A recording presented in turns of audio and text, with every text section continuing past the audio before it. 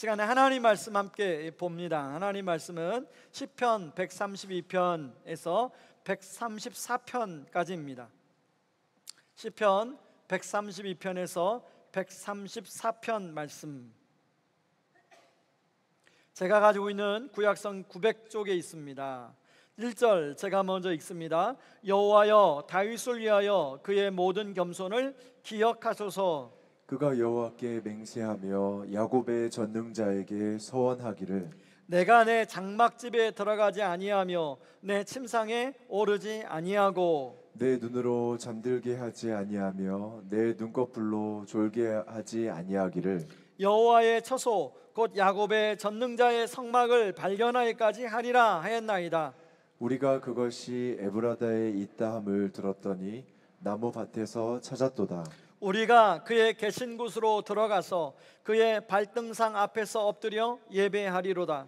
여호와여, 일어나사 주의 권능의 개와 함께 평안한 곳으로 들어가소서. 주의 제사장들은 을을 옷 입고 주의 성도들은 즐거이 외칠지어다. 주의 종 다윗을 위하여 주의 기름 부음 받은 자의 얼굴을 외면하지 마옵소서. 여호와께서 다윗에게 성실히 맹세하였으니 변하지 아니하실지라. 이르시기를 내 몸의 소생을 내 왕위에 둘지라. 내 자손이 내 언약과 그들에게 교훈하는 내 증거를 지킬진대 그들의 후손도 영원히 내 왕위에 앉으리라 하셨도다. 여호와께서 시온을 택하시고 자기 거처를 삼고자 하여 이르시기를, 이는 내가 영원히 쉴 곳이라. 내가 여기 거주할 것은 이를 원하였음이로다. 내가 이 성에 식료품에 풍족히 복을 주고 떡으로 그 빈민을 만족하게 하리로다. 내가 그 제사장들에게 구원을 옷 입히리니 그 성도들은 즐거이 외치리로다. 내가 거기서 다윗에게 뿔이 나게 할 것이라. 내가 내 기름 부음 받은 자를 위하여 등을 준비하였도다.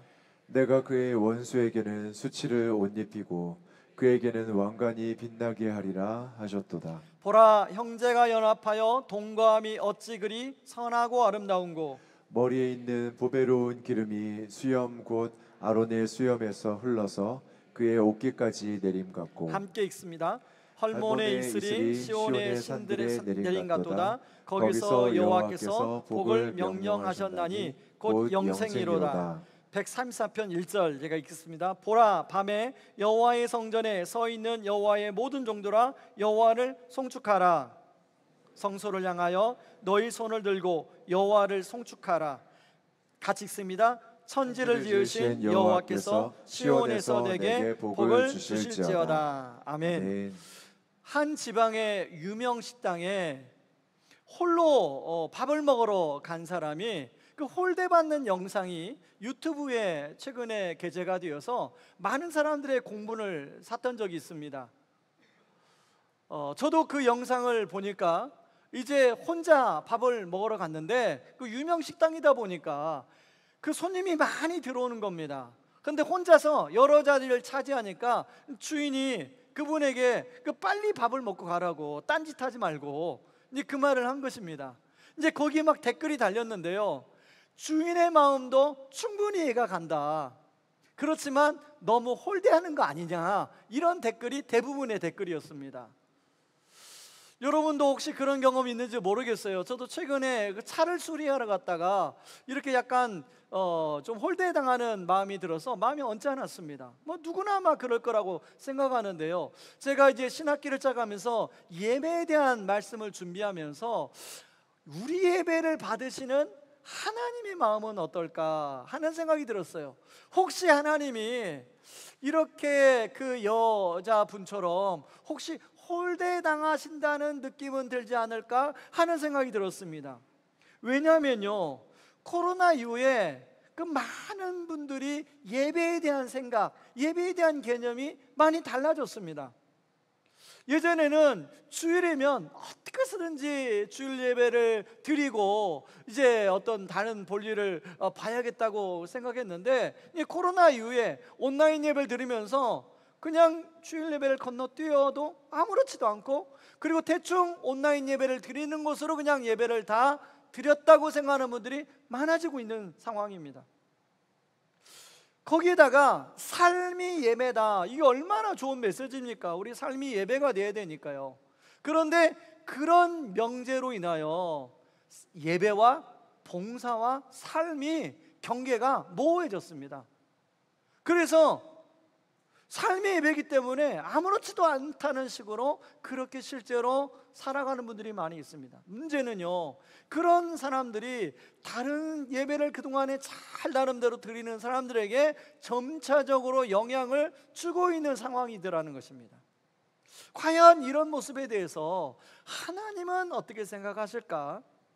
저는 신학기를 시작하는 시점에 우리 예배를 한번 돌아보고 어떻게 하면 하나님이 기뻐하시는 예배를 드릴 수 있을까를 좀 생각해 보고자 합니다. 첫 번째는요, 함께 모여 드리는 예배가 왜 중요한가를 예에 대해서 좀 살펴보려고 하는데요.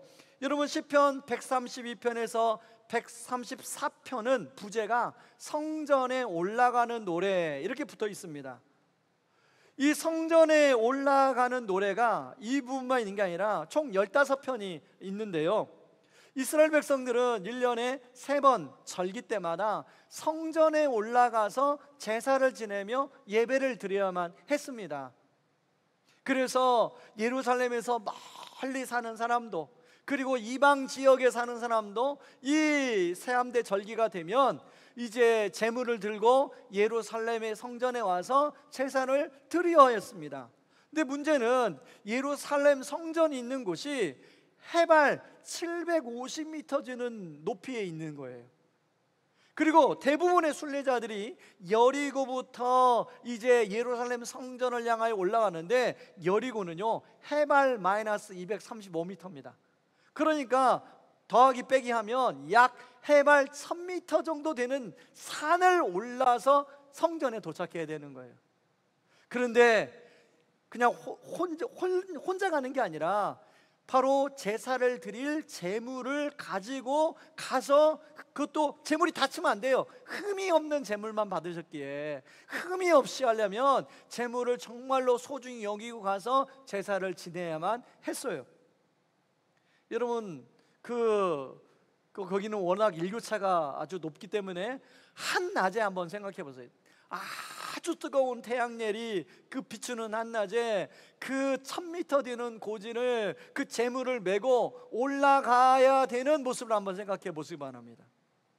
근데 그 여리고에서 예루살렘까지의 거리는요 되게 산세가 험해가지고 강도들이 많이 출몰했다는 것입니다.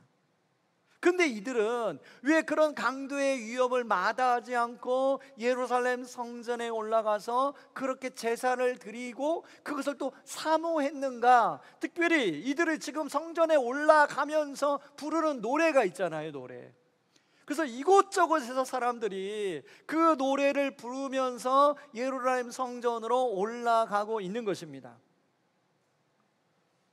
이들은 성전에 올라가서 내가 만날 하나님, 그리고 나에게 은혜를 주실 하나님에 대한 기대와 그 소망이 벅차다 보니까 그런 수고가 그렇게 수고스럽지 않은 거죠.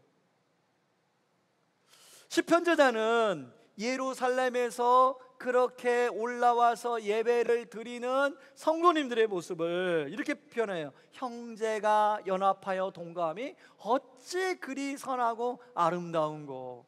저는 이 말씀 볼 때마다요, 자매가 연합하여 동감이 어찌 그리 선하고 아름다운 거라고 왜 하지 않았을까? 제가 보니까 여러분, 훨씬 자매들로만 구성된 그 집들 있잖아요. 그러면 훨씬 더 화목해요. 그런데 형제들로 구성된 집들을 보면 그렇게 별로 말도 없고, 그리고 다 각자 도생을 하는 스타일이기 때문에 별로 이렇게 연합을 잘 안 해요. 저도 이제 우리 큰 형님하고 또 작은 형님하고 또 동생하고 이렇게 통화할 때 보면 형님 알았어요. 네네네. 30초 안에 끝납니다. 그런데요, 저희 아내는 처제 둘이 있거든요. 자매만 넷이에요. 와, 한 번 모이면 뭐 헤어질 줄 몰라요. 제가 옆에서 볼 때 너무 그게 부러워요. 야, 저렇게 형제들이 막 너무나 우애가 깊으니까 너무 좋겠다, 막 부러울 때가 있더라고요. 근데 제가 우리 집사람 자매들만 보는 게 아니라 우리 성도님들의 그 자매들 많은 가정을 보니까 자매들끼리 그렇게 형제 우애가 깊더라고요. 그렇죠?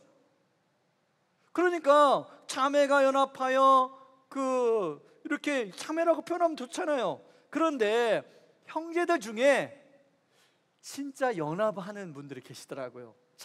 형제 우애가 너무 좋은 분들이 계세요.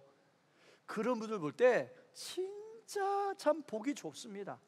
바로 시인은 바로 지금 굉장히 다양한 지파, 다양한 사람들이 하나님 앞에 나와 하나가 되어서 예배드리는 모습이 마치 그렇게 형제가 연합할 수 없는 형제들이 연합하여 함께 드리는 모습하고 비유해서 표현하고 있더라는 거예요. 여러분, 지금 그 두 가지 그 언어로, 또 그림 언어로 이렇게 예배드리는 모습을 표현하고 있는데요. 첫 번째는 뭐냐면 대제사장 아론 위에 부어지는 보배로운 기름이 수염을 타고 옷깃까지 흐르는 모습.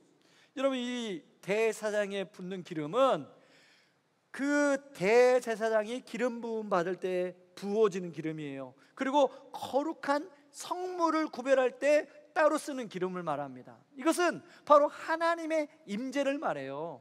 그러면 두 번째, 바로 시온산에 헐몬의 이슬이 내려져 적셔진 산에 또 비유하고 있어요.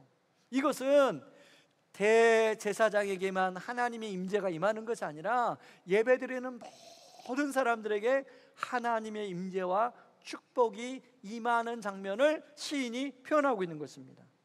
이처럼 하나님은 지금도요, 당신의 백성들이 함께 모여 예배드리는 것을 기뻐하신다는 거예요. 제가 이것을 좀 쉽게 어떻게 좀 비유를 좀 들어볼까 생각하다가 여러분 요즘에는 환갑잔치 하지 않습니다. 근데 칠순 정도 되면 잔치를 해요. 이제 어느 어르신이 칠순이 되었습니다.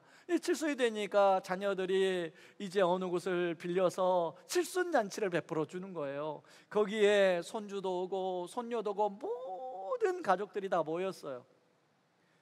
그러면서 어르신의 칠순을 막 축하해 주는 거예요. 근데 거기에 손주와 손녀들이 재롱까지 피는 겁니다. 그러니까 이 어르신이 너무 마음이 좋아가지고, 너무 마음이 좋아서 있는 거 없는 거 막 자기 주머니에 있는 거 다 손주 손녀들에게 주는 거예요. 저는 이 마음이 우리 예배를 받으시는 하나님의 마음이라는 생각합니다. 여러분, 하나님이 마음이 우리 예배를 받으시고 기뻐하시면 마치 그 칠순잔치를 맞이한 어르신처럼 있는 거 없는 거 손주들한테 다 주는 것처럼 우리 하나님이 오늘 예배드리는 모든 분들에게 있는 거 없는 거 막 다 주고 싶은 마음이 하나님의 마음이에요. 오늘 예배 가운데 그 하나님이 부어주시는 은혜를 다 경험하고 누리기를 바랍니다.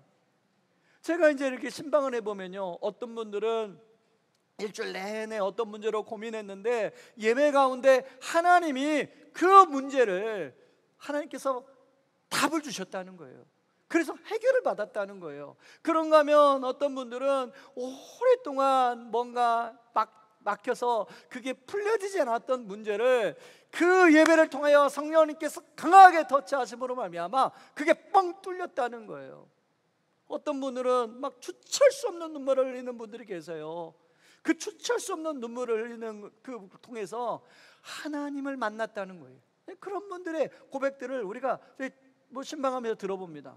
저는 그러면서 저를 찾아오신 하나님, 예배 가운데 저에게 찾아오신 하나님, 저에게도 그런 은혜가 있었거든요. 말씀으로 만나주시고 또 정말로 이유 없이 막 하나님이 눈물샘을 터뜨려서 끊임없이 눈물 나오게 하시고 그렇게 만나주셨던 하나님의 은혜가 저는 오늘 예배드리는 모든 성도님들에게 다 흘러가서 예배를 통하여 은혜를 누릴 수 있기를 주님의 이름으로 축원합니다. 자, 그런가 하면 두 번째요, 무엇이 다윗을 특별하게 만들었는가 하는 것입니다.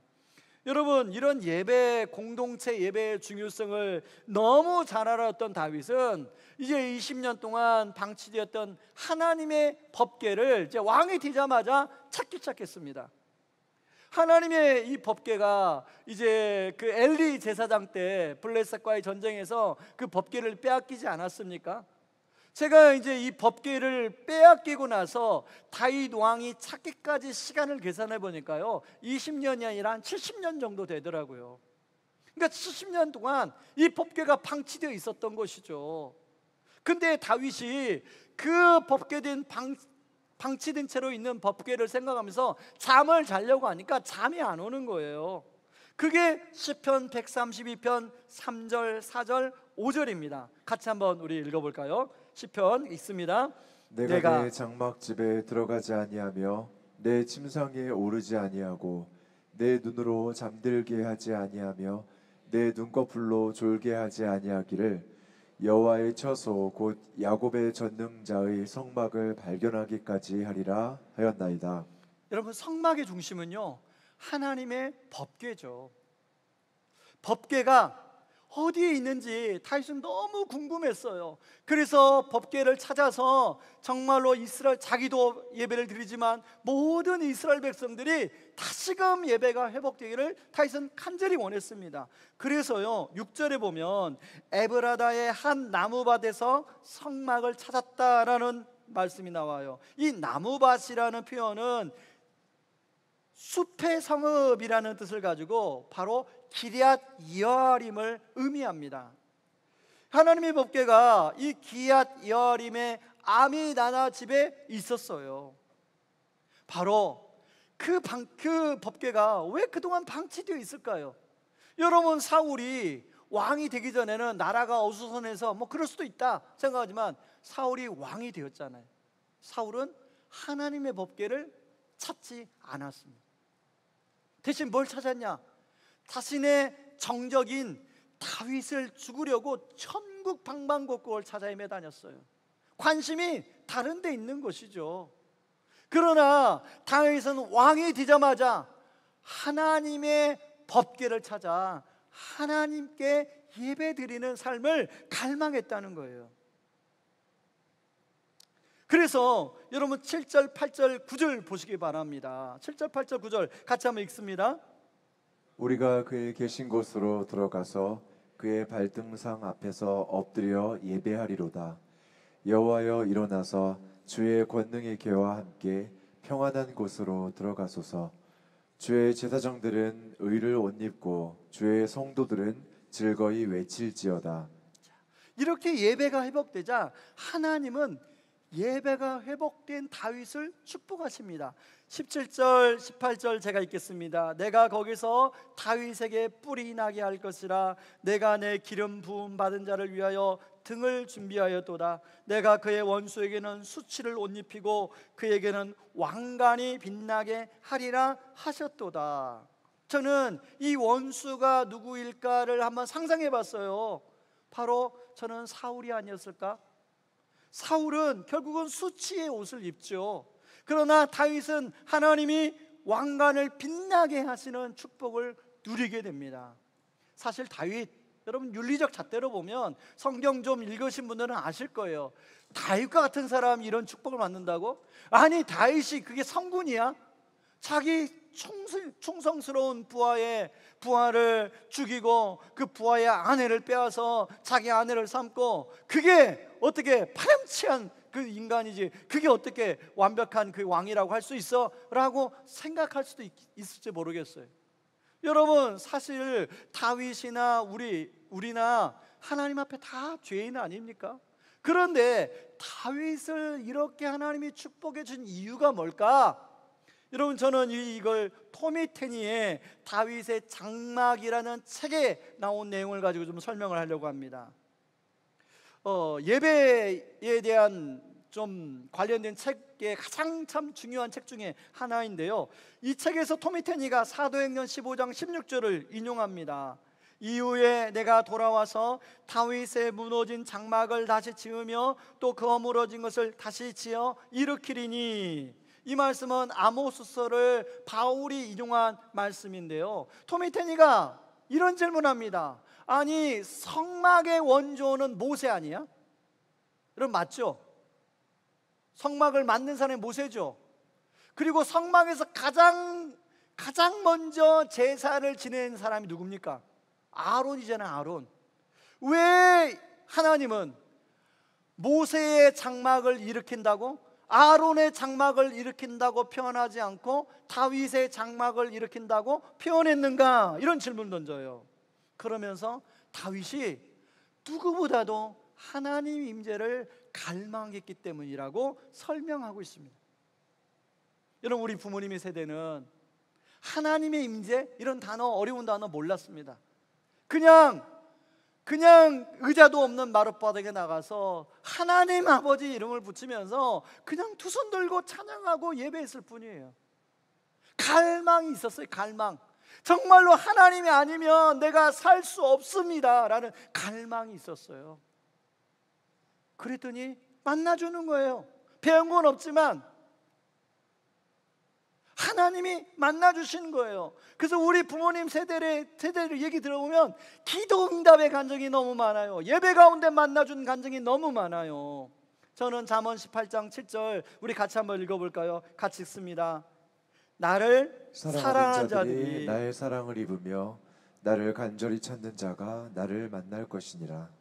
여러분, 우리가 세상의 어떤 일도, 세상의 공부도, 예를 들면 뭐 수학이나 영어, 여러분 좀 공부해 보셨잖아요.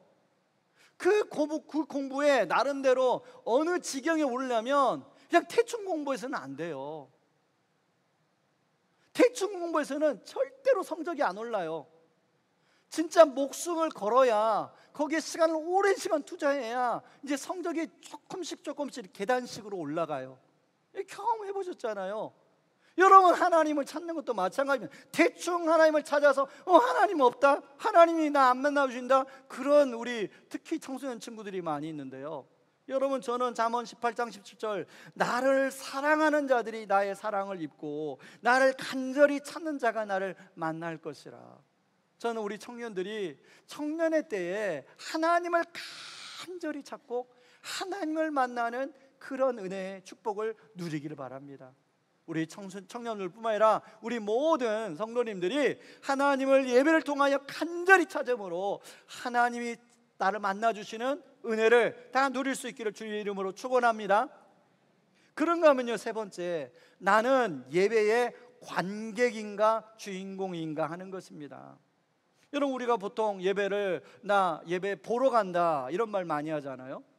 그런데 우리가 무심코 이제 말하는 말인데, 여러분, 우리는 자신의 말, 우리가 사용하는 말에 우리가 규정 지어질 때가 많이 있어요. 그래서 좀 수정이 필요합니다.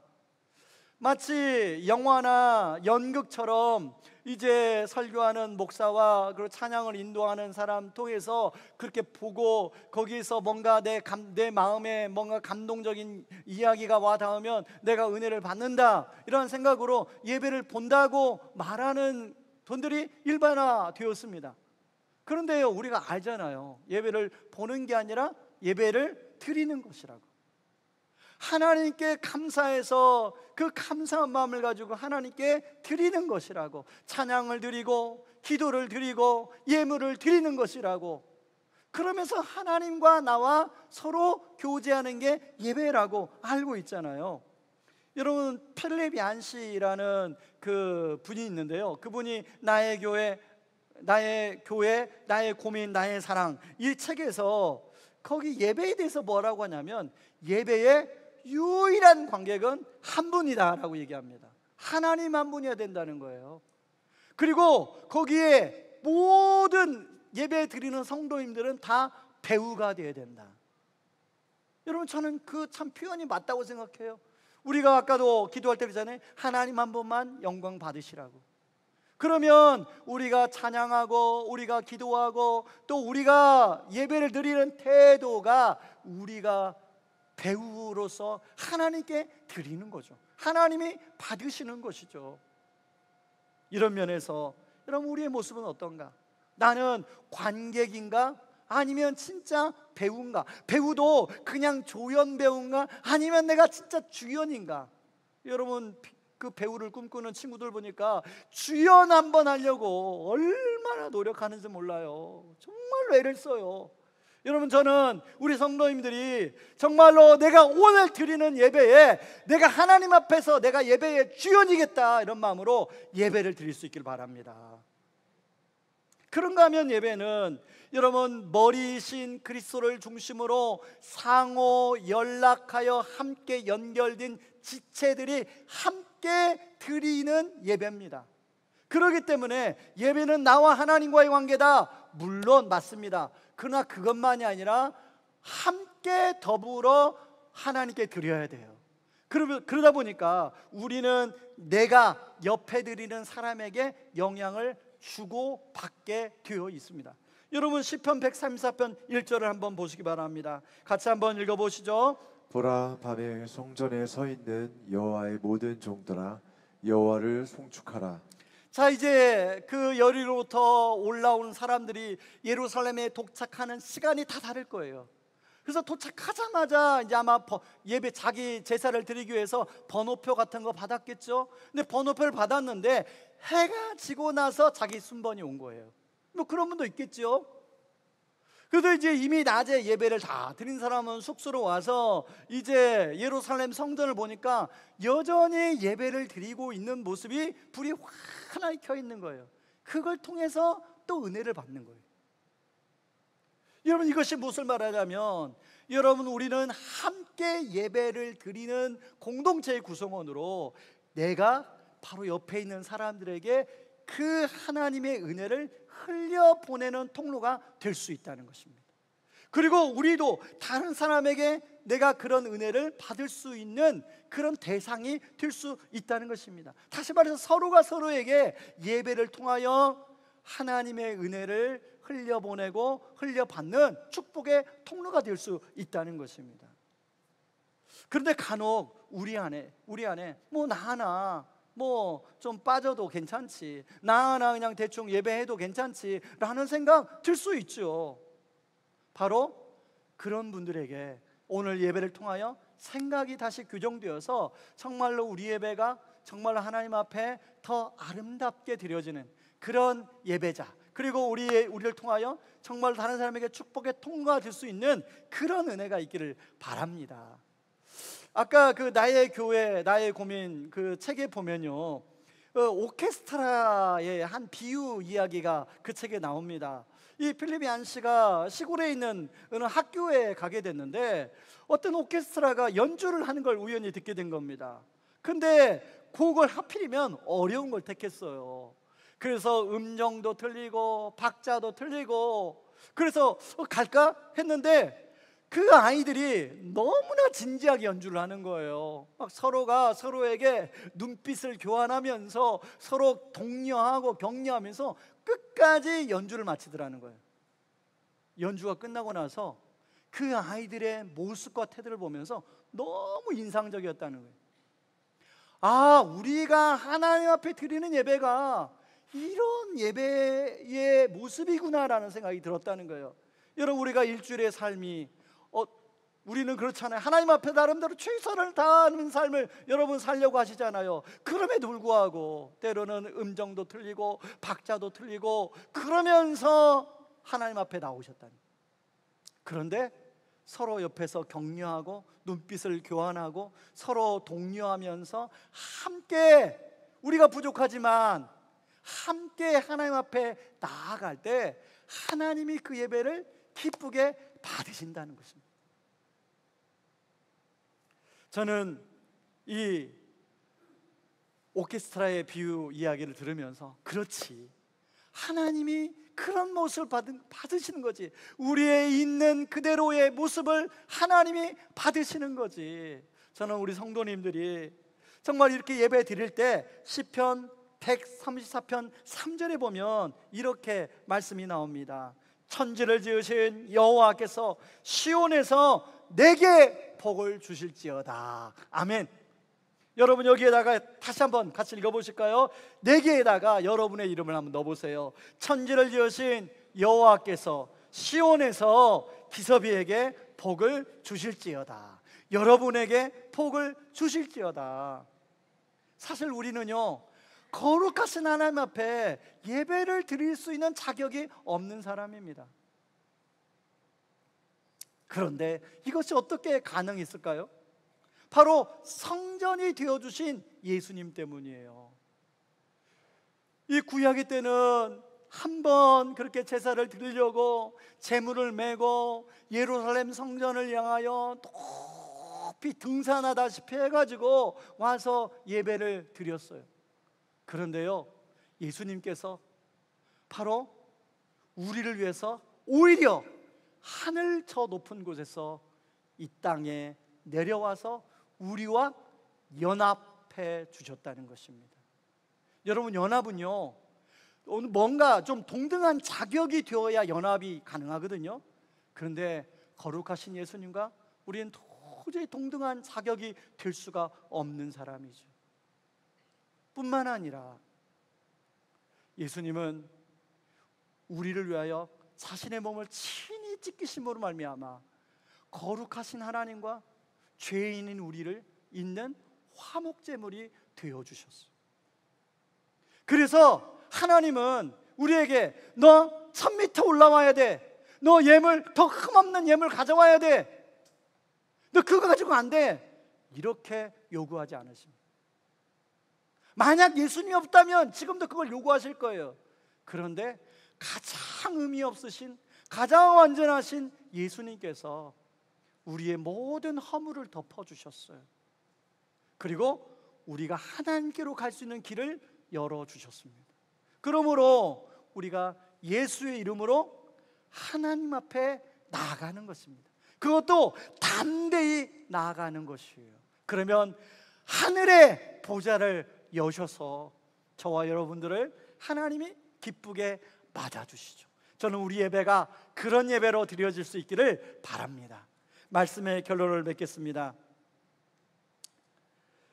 필리안 씨가 이야기했던 그 시골 학교의 그 학생들의 연주, 비록 음정도 틀리고 박자도 틀리지만, 비록 우리의 삶이 그렇다 할지라도 하나님은 우리 예배를 기쁘게 받아주신다는 거예요. 누구 때문에요? 바로 우리의 참된 의가 되신 예수 그리스도 때문에 가능하다는 것입니다.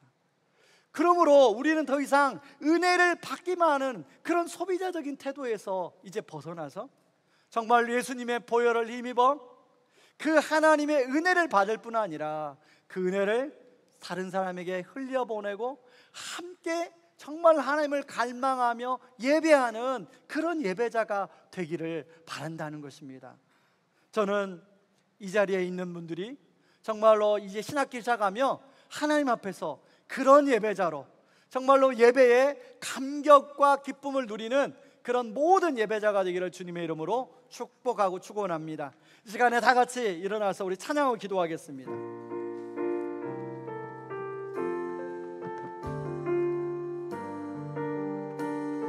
우리는 주의 움직이는 교회 찬양입니다. 우리는 주의 움직이는 교회, 이곳은 주님을 위한 자리, 내가 기도하는 모든 땅 위에서 하나님 예배받을 그날을 고대하네. 우리는 주의 움직이는 교회, 이곳은 주님을 위한 자리, 내가 기도하는 모든 땅 위에서 하나님 예배받을 그날을 고대하네. 나의 노래로 주님은 성전을 지으리 높임을 받으소서. 이스라엘의 찬송 중 거하실 주님은 거룩하십니다.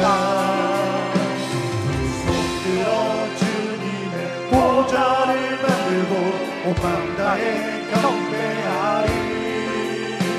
그룹 날개 사이에 임하신 것처럼 내 위에 임하소서.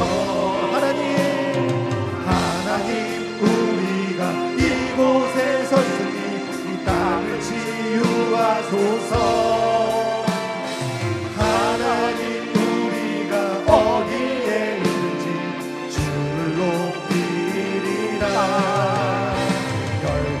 들으라 주님 송축할지어다 그 발 아래 힘 맞추라 영원한 통치자 주 예수 그리스도 그는 위대하신 왕 찬양해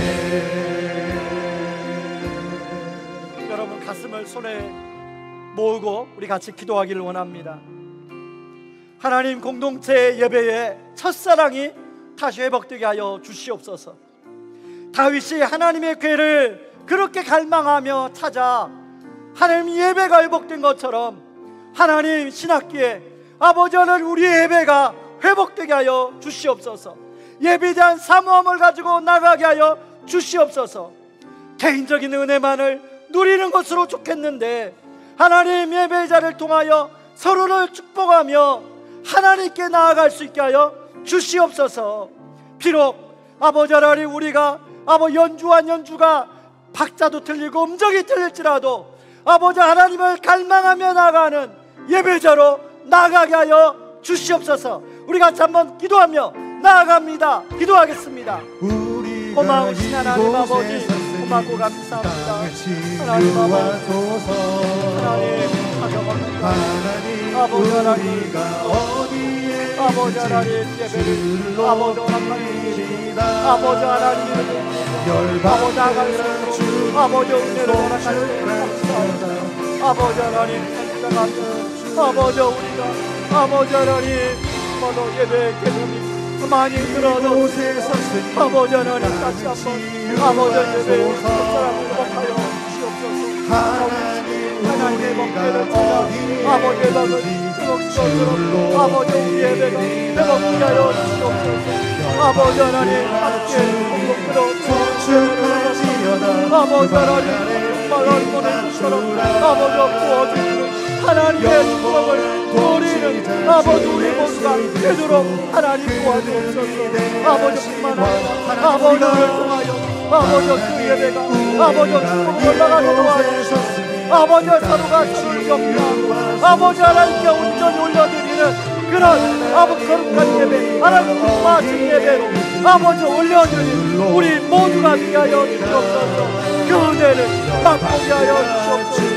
아버지 송축할지어다 그 발 아래 힘 맞추라 아버지 영원한 통치 우리 하나님 예수 그리스도 아버지 그는 위대하신 그런 예배가 드려지게 하여 주시옵소서. 찬양해. 이제는 친히 자신의 몸을 찢어 우리의 영원한 성전이 되어주신 우리 주 예수 그리스도의 은혜와 흩어진 자녀들이 함께 모여 예배하는 모습을 세상의 가장 큰 기쁨으로 여기시며 다윗과 같이 하나님의 임재를 갈망하는 예배자를 축복하시는 우리 하나님의 다함없는 사랑하심과 받은 은혜만 머물지 않고 서로를 격려하며 축복의 통로로 살아가게 하시는 성령 하나님의 교통하심이 온전한 예배자가 되어 공동체 예배의 사모함으로 나오기를 원하는 모든 주의 백성들 위해 그리고 그들이 나아가 세워갈 가정과 일터와 주의 움직이는 교회의 삶 가운데 이제로부터 영원까지 함께 하시기를 간절히 축원하옵나이다. 아멘.